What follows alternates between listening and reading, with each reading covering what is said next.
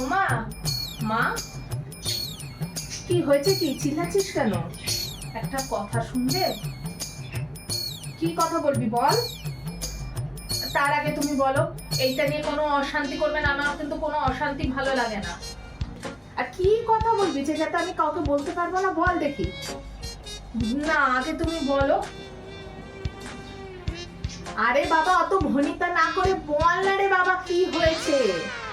যে এইটা নিয়ে তুমি কাউকে কোনো কথা বলবে না, এটা শুধু আমার আর তোমার মধ্যে রাখবে, আর কোনো কথা কাউকে বলবে না তুমি।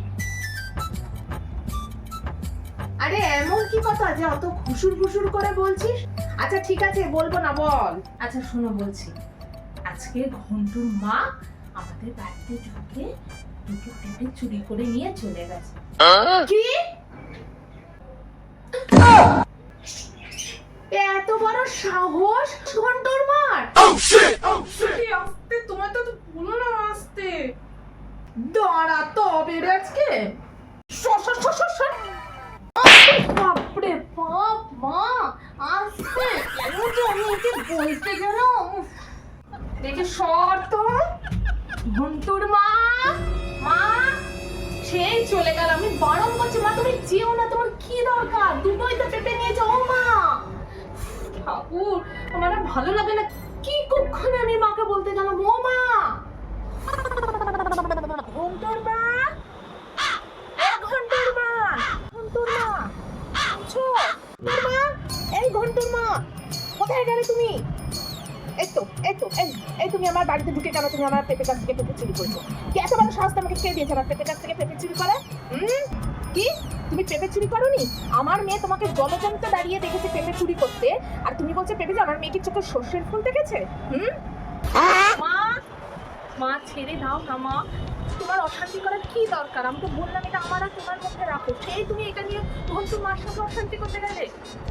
আমার কাছে 3টে পেঁপে ছিল, এখন ওখানে একটা পেঁপে দাঁড়িয়েছে। পেঁপের কি হাত পা গজিয়েছে যে হেঁটে হেঁটে হেঁটে হেঁটে তোমার বাড়িতে চলে যাবে?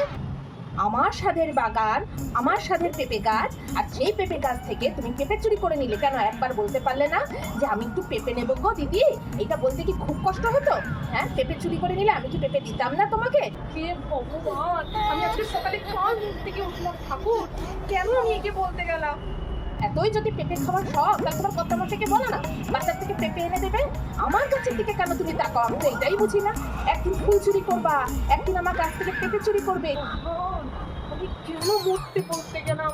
নিয়েছে তো চলে গেছিল, গল্প শেষ। আমি মরতে বলতে গেলাম মাকে। আমি পুলিশে যাবো ঘন্টুর মা বলে দিলাম। তোমার নামে কিন্তু এবার আমি ডায়েরি করবো পুলিশে গিয়ে, আমি বলে দিচ্ছি। তোমার এত বড় সাহস কি করে হয়? তুমি আমার কাছ থেকে পেঁপে চুরি করছো?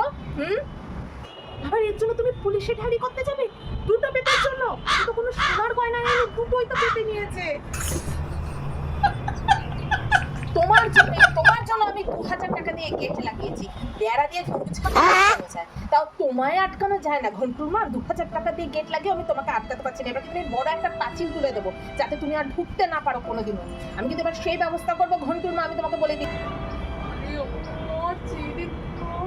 ছেড়ে দাও।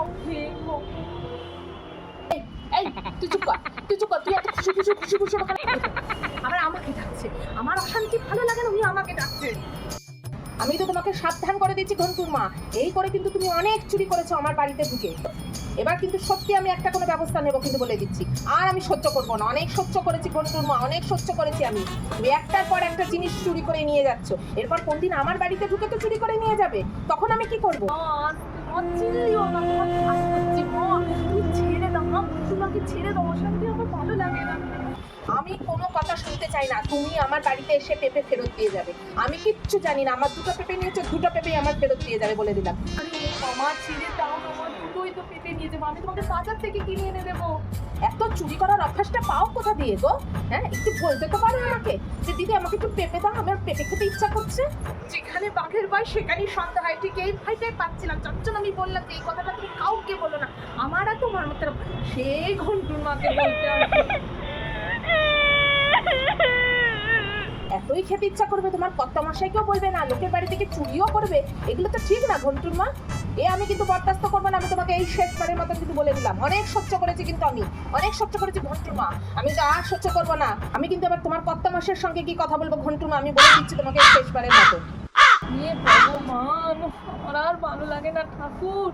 ও মা, তোমার পায়ে ধরছি আমি, তুমি ছেড়ে দাও না, বাদ দাও না মা। এই ঝগড়া এখন 10 দিন ধরে তো চলবে ভগবান, টানা চলতেই থাকবে।